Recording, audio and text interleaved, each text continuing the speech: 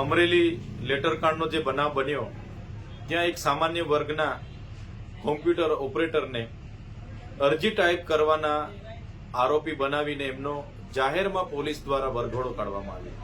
ત્યારે આ ગુજરાતની સરકાર, ગૃહમંત્રી અને એમની પોલીસના આ બુદ્ધિના પ્રદર્શનનો અમે સખત શબ્દોમાં વિરોધ કરીએ છીએ। આ દીકરી એના પરિવાર સાથે અમે છે।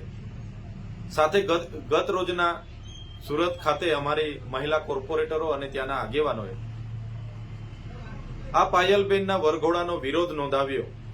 ત્યારે ગૃહમંત્રીના ઇશારે સુરત પોલીસે એમની પર ખોટી એફઆઈઆરો કરી એમને જેલમાં પૂરી દેવામાં આવ્યા છે।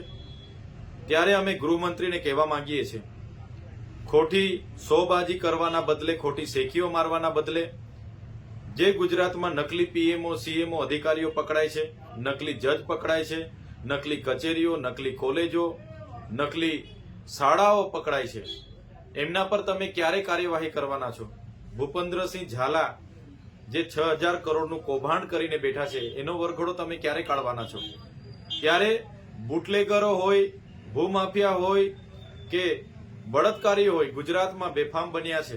મહિલાઓ સુરક્ષિત નથી, બાળકીઓ સુરક્ષિત નથી અને આવી દીકરી જે કોમ્પ્યુટર ઓપરેટર હતી એનો વરઘોડો કાઢીને આ નમાલી સરકાર, નમાલા ગૃહમંત્રી શું સાબિત કરવા માંગે છે?